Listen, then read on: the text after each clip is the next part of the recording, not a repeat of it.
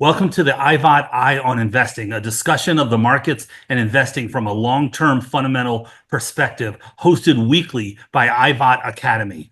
I am your host, Ed Butowsky. We are joined by two esteemed IVoT experts, market analyst Andrew Tang and investment analyst Emile Westergaard.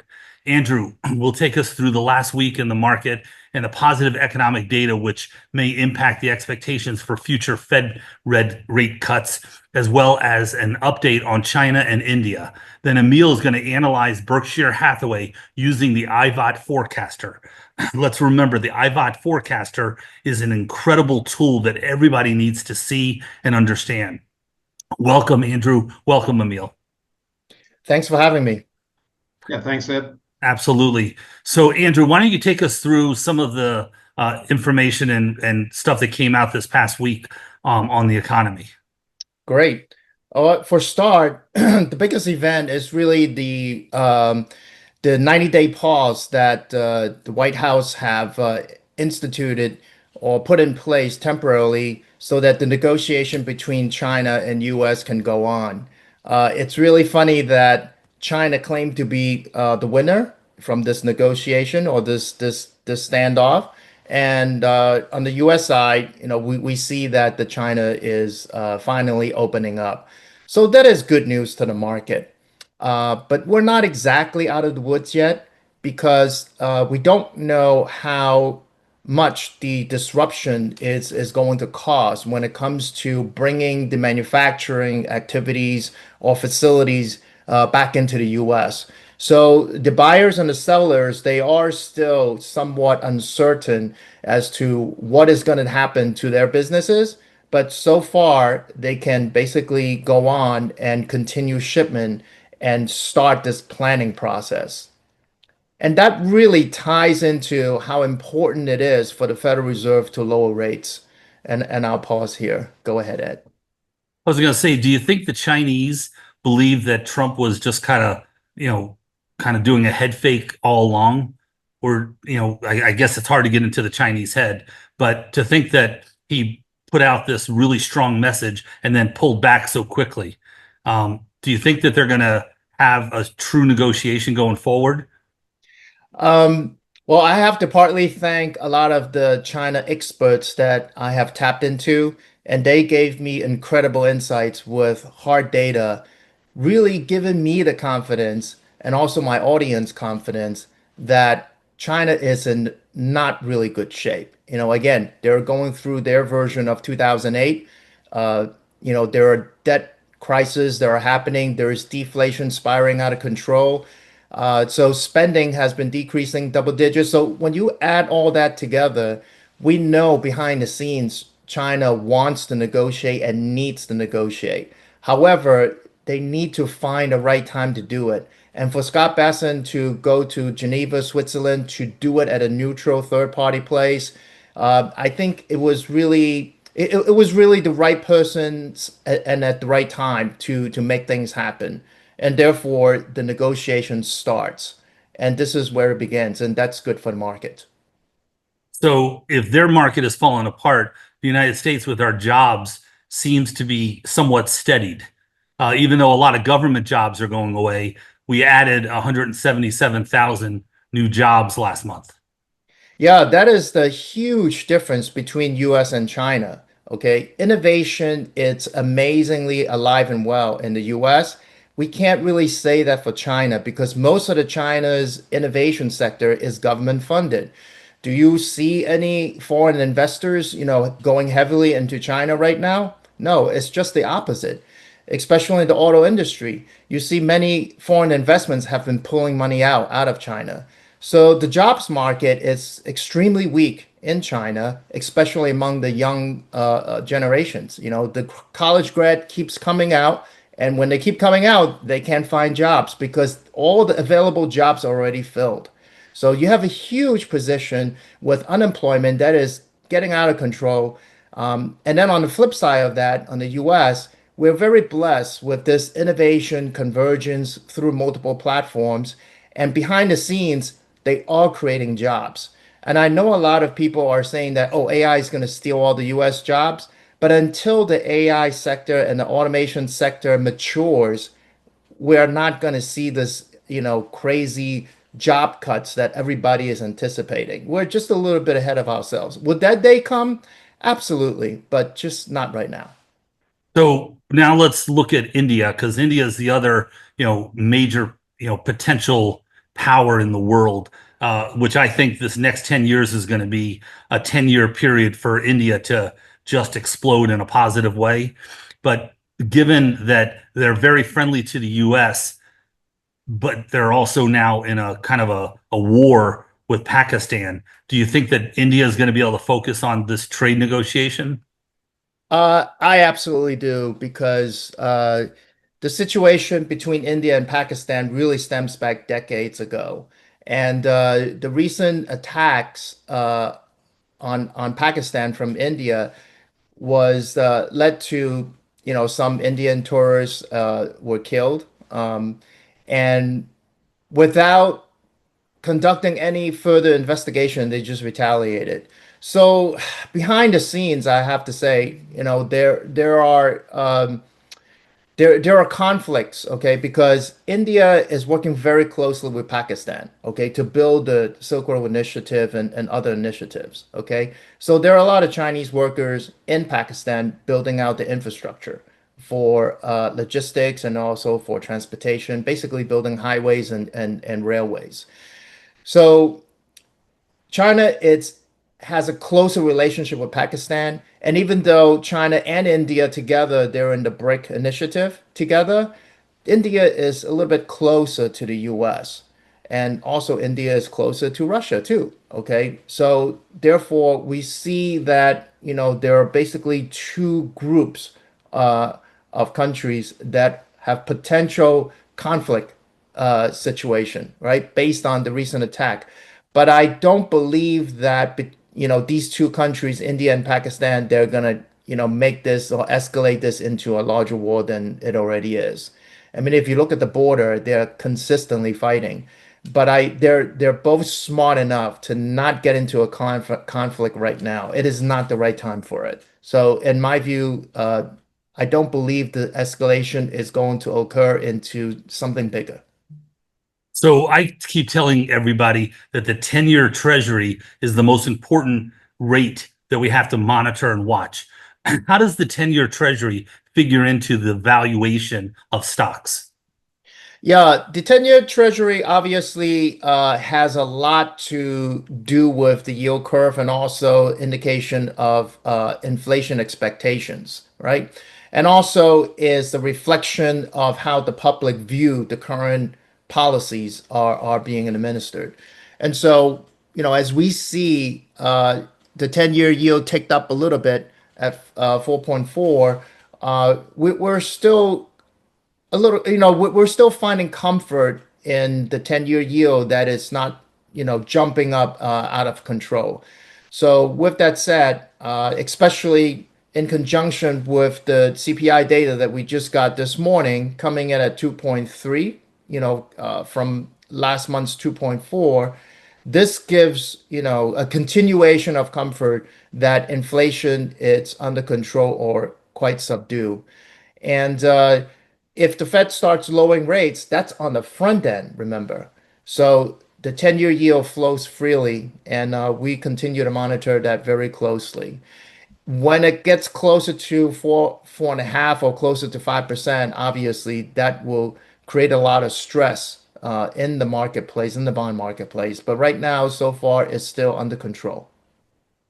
Well, I that have has to I have to pipe in there just for a second because we're talking about market valuation, equity valuation based on the 10-year yield, which I think is interesting, right? So the way we approach, usually if you're going to look at the yield as a way to see where the market's headed, you want to say that when the yield goes up, the market goes down. When the yield comes down, the market goes up, right? That's just basically how it works.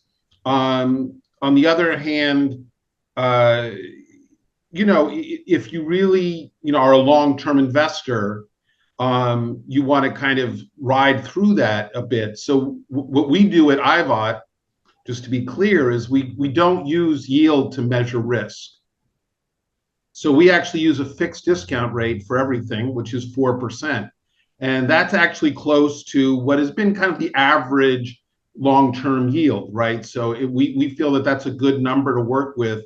And then how do we assess risk? We use implied volatility, which is a market measure of risk, which is actually more accurate and gives us a better sense on it, both the market level, on stocks, on indices of what the current risk of that particular asset is. Just a little background on IVoT, since we are in IVoT land, and I'll get some more into that when we talk about Berkshire. Well, let's talk about Berkshire right now. Andrew, that was terrific. Thank you.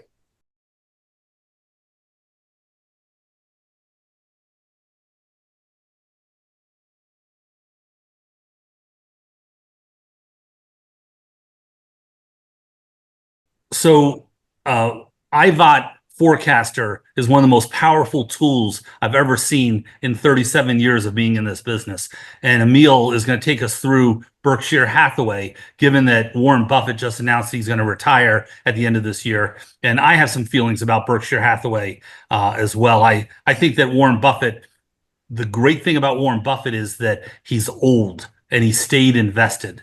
But if you look at his historical numbers versus his standard deviation, he's not that great of an investor. He's just a long-term investor. And I can support that with facts. Well, we can let's have that discussion at the end, but let me just hit the numbers for a minute. So in the last 5 years, it's been a strong period for the market. The market's compounded at 15% over the last 5 years, which is above the historical 12% average yield or return on the market. Berkshire's averaged 25% over the last 5 years, which is really pretty much astounding. I'll let that sit for a minute. Its volatility, going back to risk, is sitting at about 15%, which is basically on par with the market. So the implied vol is at the market. The return is 10 points above. I think those numbers kind of speak for themselves, Ed, but we can talk about it. In any case, I will say at IVoT anyway, Buffett is one of our guiding lights. A lot of the basic ways that we teach fundamental investing come from the Warren Buffett way and other books and essays he's written about investing. We are long-term investors and we want to buy assets on the cheap, right? Which is what he tries to do as well. And what we're saying, and we'll talk about this relative to Berkshire, is I don't care if it's Coke or Nike or Nvidia, they're all cash flow machines in the end. And we can value the cash flow machine today based on the IVoT method using our forecaster, because we know the current cash flow. However, we also know that we have to forecast future cash flow as investors, and that's the skill inside of what I'll call the IVoT game and using the IVoT forecaster. So let me just go over to the tool itself, and let's just talk about it for a minute, because I think it's pretty interesting. So hold on, wrong sheet. Let me just stop that for a minute. Yeah, I think one of the most important most recent activity that people give a lot of credit to Warren Buffett and Berkshire Hathaway is that since last year, Berkshire had offloaded Apple and Bank of America stock. This is back in 2024. So while the market seems very resilient, people are just puzzled. So why is Berkshire selling, these two positions? One, obviously, is internal management. They don't want to have too much of a position in one company. And the other, guess what? Berkshire Hathaway avoided the sell-off, that were generated from the tariff turmoil. So that's why, he is the Oracle of Omaha. Yeah, I mean, I'm guessing based on their philosophy that it was more of the former, that there was an overweighting because Apple had been so strong over the years and they needed to right size the balance or rebalance their portfolio. They're still obviously big holders of Apple and still, long term, Apple looks like a pretty solid business. At least we'll do Apple one of these upcoming weeks with our Apple forecaster. But here's the Berkshire forecaster, right? So just to kind of give you the quick down and dirty, $513 is the current share price. It was up at $540 before Buffett announced that, that he was going to retire at the end of this year. I mean, we all knew that was coming. We all knew Abel was the guy. So that's all been kind of predetermined. They have a $2.2 trillion market cap at Berkshire. They had a 13% decline in cash flow in the most recent quarter. Really, that had to do with the insurance business, primarily in California. They had a huge exposure to the fires in California, and that's what hit them year over year. And that brought their cash flow value down to $430 from 477 a year ago. So you're paying a premium. Now, I would say it's probably right sized at about 480 right now, x that fire issue, which means you're buying it at about 7% premium to its current cash flow value, which to me seems like a reasonable place to be buying a diversified fund for your personal portfolio. But again, I'm not making recommendations. This is something you go in and you use the tool and you make your own assessment. Again, you can see that revenues were basically flat. Costs were basically flat year over year. So the business was pretty much stable. The only issue being primarily the fires in California. And so the tool, again, allows you to sit there and say, well, they typically are growing revenues in the 5 to 10% range. So if you say 10%, right, that'll get you to 508 in the next 3 years. And they've been bringing their costs down. So say they get this down to 74%. Now you get to a $560 stock, but then you have to also, I think, count, without Buffett, on their investment gains. And typically, this is an unusual company in the sense that you're sitting on $600 billion of cash and equities, primarily equities, right? And so their job is to invest those correctly. So if you think that, they're going to be good investors and grow that, then you're probably up around a $540 stock in the next 3 years, which is I'm sorry, a $600 stock in the next 3 years, which gives you a decent return on a 15 vol. And again, that's purely the forecaster tool. We can sit there and then discuss all the variables. Most of the value right now is coming from the insurance business. It's about 55%, 60% of the cash flow comes from their insurance business.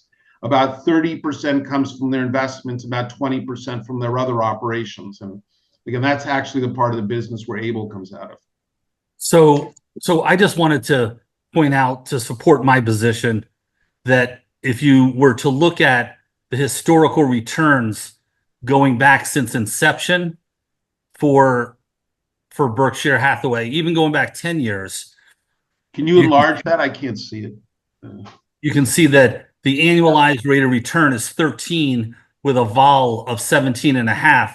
And if you're a great investor, your vol would be about 80% of your historical rate of return. So, okay, 13, yeah. Well, you definitely want the goal, obviously, with any investing, and this is how I was measured as an investor, is you want the return to be above the vol.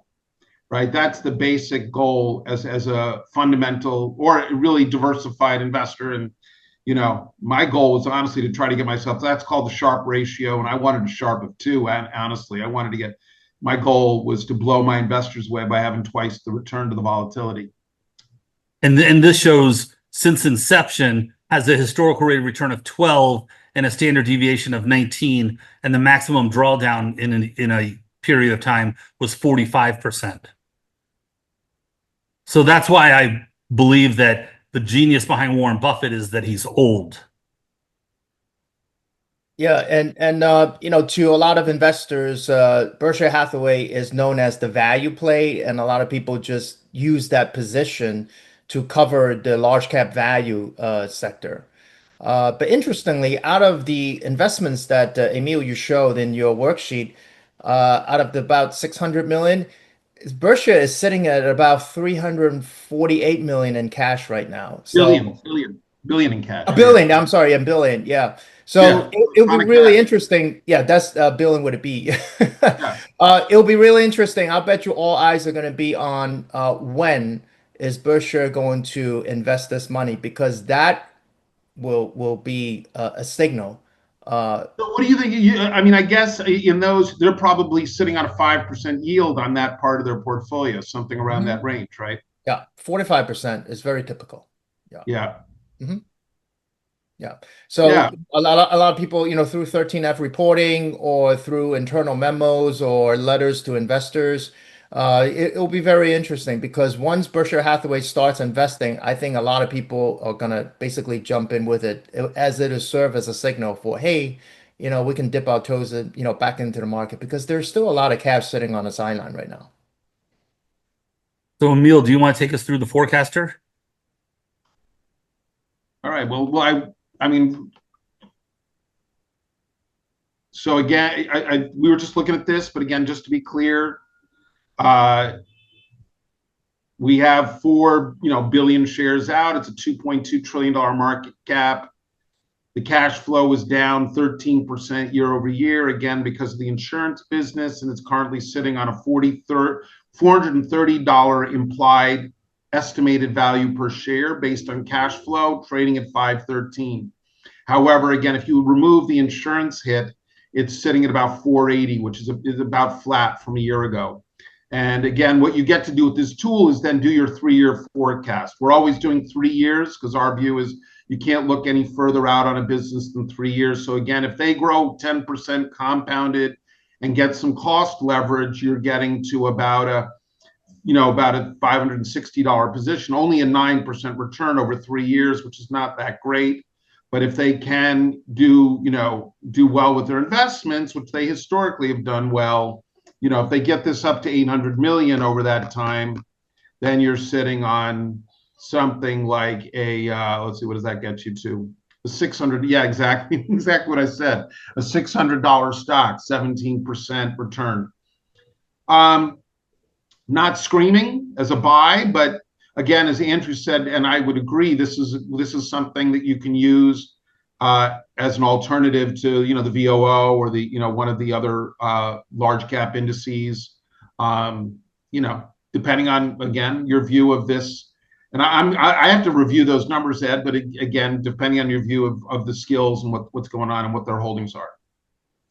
So, for those of you watching, this IVoT Forecaster looks awesome. And all of this information you can get right off of Yahoo Finance or Google Finance, and you can plug in numbers so you can do it yourself. I encourage everybody to go to the IVoT Academy and learn more about this. Yeah, just to show everyone, there's a level 2 to the tool, which is what I was talking about, which then discusses where the cash flow is coming from by business, right? So $239 of their cash flow is coming from insurance, 69 from railroads, and 122 from their cash positions. So, and you can actually go down and forecast each of those areas independently on level 2. So that's the power, as you said, and I appreciate the comment, of our IVoT Forecaster tool. And those are built for each company. So we have an NVIDIA forecaster, we have a Tesla forecaster, we have a Nike forecaster. If you watch our shows each week, you'll get a sense of how they work. And if you come to our platform, you'll learn how to use them. So thanks, Emile. Now, before we wrap up, I want to give both of these experts a chance to give one more takeaway from today's presentation. Andrew, why don't you start? Sure. In light of all the tariff turmoil and also the effort of reshoring the U.S. manufacturing sector, and with all the budget cuts that people are trying to perhaps institute, if troubled times come, we still find opportunities in the software sector, cybersecurity, and also in the automation and robotics sector as these couple of themes are going to be playing out over the course of next couple of years. Okay, Emile?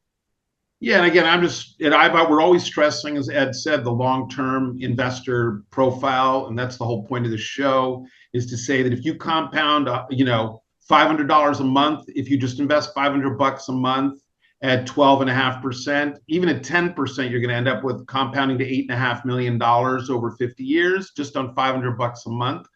And that will offset a lot of what Ed's pet peeve is, which is inflation, right? So if otherwise you're losing money every day of the week. So our goal at IVoT is to really democratize long-term investing and get every single person, honestly, in the world doing it. I mean, I have students in Ghana who are facing 30% inflation. Imagine that. And they're starting to put $10 a month into the market through our training.